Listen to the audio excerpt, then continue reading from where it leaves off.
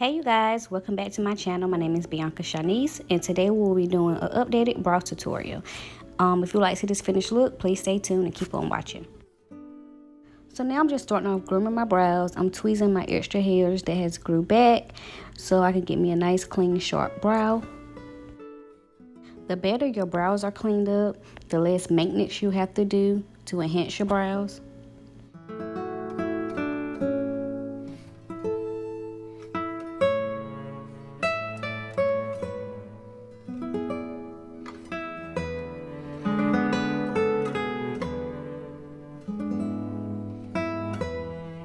And make sure you brush your brows in an upward direction. I'm using this dark brown ARDELL brow pomade, and I'm using that to fill in my brows. You can also use a powder or a pencil, but I like using a pomade because it's kind of thicker and it's more creamy.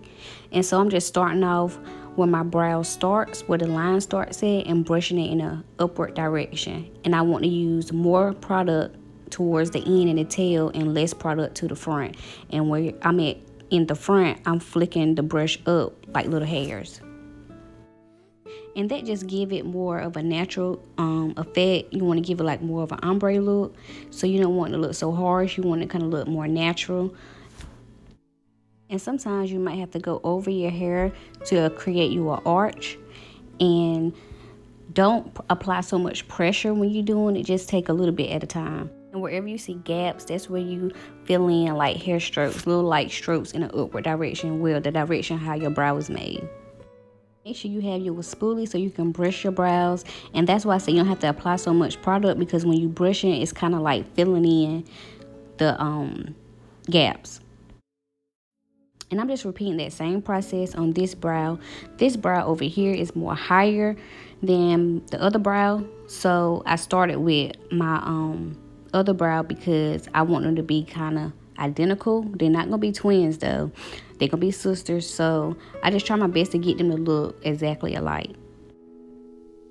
This doesn't happen overnight. You have to keep working at it to perfect it, and each time you work on it, you'll get better. You basically is going to have to study your brows, learn your brows, and different types of brows. Some people like a thin brow, some people like a thicker brow, some people like a higher arch, some people like no arch. It's just all in what you prefer, but it just takes time and keep working at it. So now it's time to clean up the brows. I'm using my LA Pro Girl concealer, and I'm using this flat concealer brush, and I'm just applying a little bit of concealer on the brush, and I'm starting not so close to my brow line. I'm starting lower, and then I'm gonna work my way up to the top, and you just like you carving out, like you just making a sharp line up under that brow. Also, when choosing concealers, you want to pick a concealer that's your skin tone or 2 shades lighter than your skin tone. And if you're gonna choose your skin tone, that's something that you could wear like every day with no makeup on. But if you're gonna use like 2 shades lighter, I'm hoping that people are gonna put on a full beat. So that's how some people be having like a lighter concealer when they do their brows sometimes.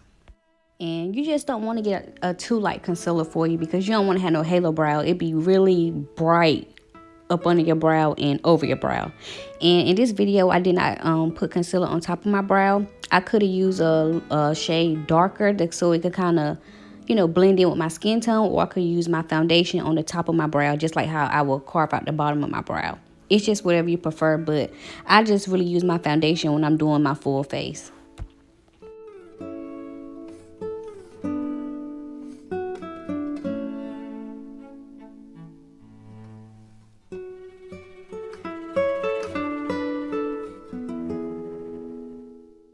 I also like for my lines to connect when I'm concealing my brows. It just kind of give me a guide to how identical my brows are. You know, some people do it, some people don't do it. That's just what I do.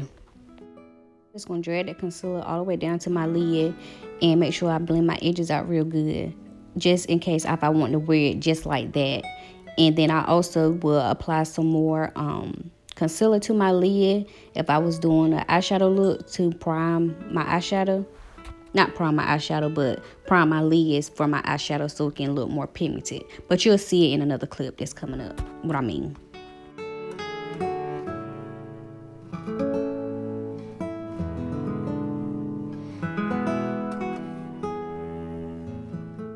And if you feel like your brows are not as even as you want, or if you want to, you know, put a higher arch in it, you can also, you know, apply more concealer. But, you know, the less is better. But I just felt like they was not identical enough for me.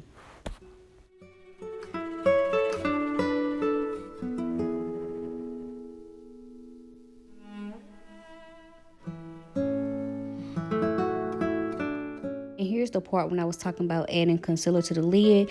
And the only reason why I did that was because I was going to do an eyeshadow look after this. But that's why I say please make sure you get a concealer that is your skin tone, or really like close to your skin tone, so it can be more wearable. You don't want to be walking out with bright lids and it's not nowhere compared to your actual face. So just pick your concealers wisely. Make sure all your concealer is blended. Blend, blend, blend. How they say, talk less, blend more. Please blend. I'm really like learning to blend, blend, blend. So you guys, here's the end of this video. I hope you guys enjoyed it. If you have any questions on any products I use, it will be in the description box down below. And I will see you guys in another video. Goodbye.